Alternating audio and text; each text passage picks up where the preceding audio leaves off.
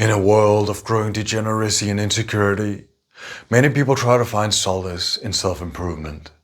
And so they go online to find the next guy with a 10-step plan on what to do to make your life better. And that is all fine and well. You follow all the steps, you start meditating, journaling, cold showers, eating healthy, fitness. You might even be doing mewing. All in an attempt to improve upon this self that you believe yourself to be. It is coming from a place of insufficiency, coming from a place of lack. And you may then say that of course I'm trying to move from a place of not feeling good enough, otherwise I wouldn't do anything. And to that I say, perhaps it is not wise to think that the only place to take action from is a place of lack, is a place of not feeling good enough. Because how would your life unfold if in fact you were taking actions from a place of already good enough? From a place of knowing that your self-worth and confidence is not tied to what you do, to your actions, to how you are validated by the world, but that worth is found at the core of your being. And that which is being pointed towards here is not something you need to cultivate or improve upon or fix or sort out. It is the complete opposite to that. What you are, what you have always been, is good enough by default. In fact, to say good enough or not good enough is not applicable to it, because it is prior to all ideas, notions, and beliefs of who we think we are. What we think we are, the past stories, the narratives that people tell us about ourselves, as well as the ones that we reaffirm over and over, those are secondary to what we are. Those are additions onto, and anything that can be added can be removed or seen through. And so what is being brought to light here is that what you are is so much more than this fickle notion of self that needs fixing all the time. And I'm not discrediting any practices or ways to make your life better. I'm simply questioning what place you're coming from when you're trying to make your life better.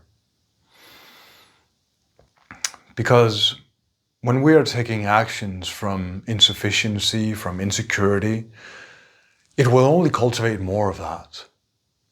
The energy from which we take actions is the same energy that we receive as a result of those actions.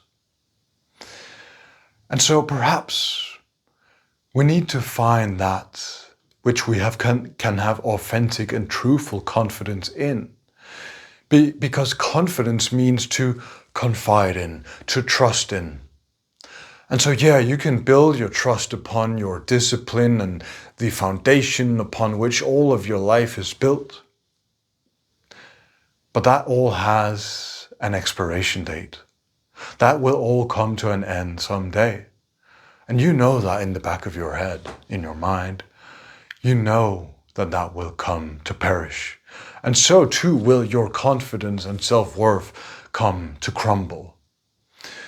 The only thing, if you can put it that way, that you can possibly have confidence in is the truth.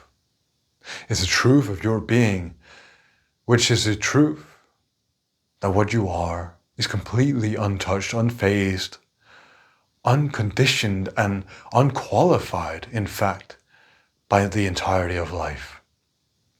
And that there is nothing this self needs and requires. It doesn't need food or water. It doesn't need you showing up in a particular way. It doesn't need your emotional inner state to be in constant equilibrium. No. Because you are prior to and in the midst of all those seeings and arisings and disappearances. If you can see something, if you can see a belief, it means you are not that belief. And so whenever you have an idea of thinking yourself to not be good enough, to not feel adequate and not be seen and liked and loved by other people, and this means this and that about you, you can see all those tendencies, but you never question those tendencies. You never question the self-narrating thoughts because you consider yourself to be the thinker of those very thoughts. And no amount of self-improvement will change the underlying current of your mind, because that is the default state of mind when it is never questioned or scrutinized. And so what is a mind? Even a cultivated mind, even a learned mind, if it is never questioned?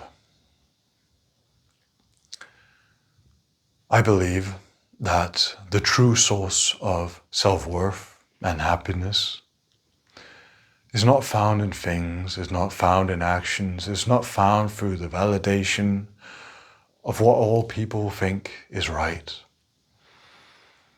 It is found in simply being open to accept that you don't know, and to then begin this discovering process of revealing what is here, revealing the underlying layers of your experience underneath all this baggage and the old narratives that have been running the show.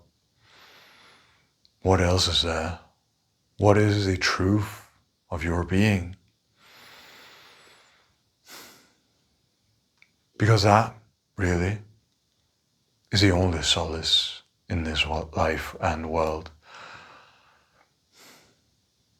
Start questioning. Look for the truth indeed, rather than looking online for the next thing to implement.